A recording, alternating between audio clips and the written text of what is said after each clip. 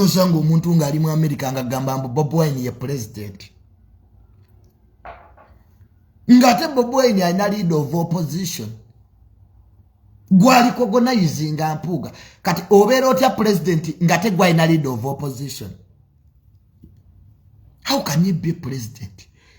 Atenga oyina leader of opposition. Now, gwe president at the same time wevuganya.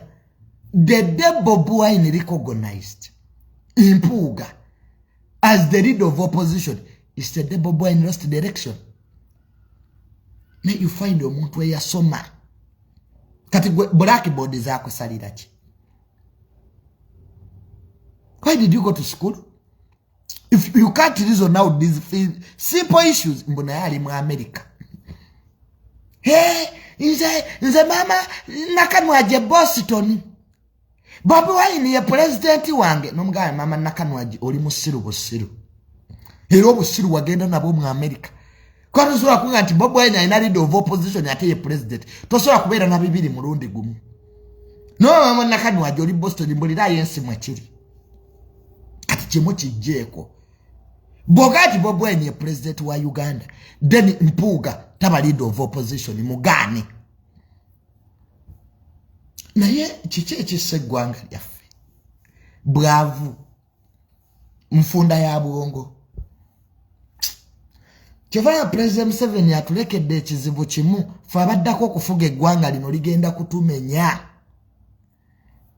Every time I sleep nengamba nti singa President 7 yampobwa president kati mbugana. Idiots are many. They are very many. And they think they are right. Mbo bagenda kujjako mu 7.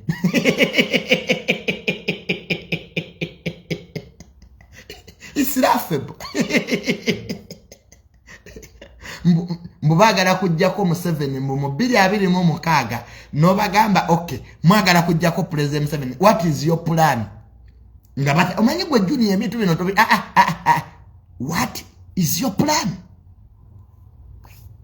Awo tebaddamu bakojja omusiru bayimba kimu free dictator. Okay we have how are you going to free the dictator? Mutugenda kudda mu kalulu no gambe embwa zino akalulu kajjako mu 7 gobola.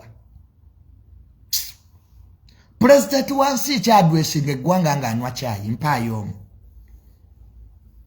walabeko Biden nga anywa kyayi nga adwesinga America. So you younger people mudeyo musome. That's the only thing I can tell you. Otherwise be muri mu bya kisiru.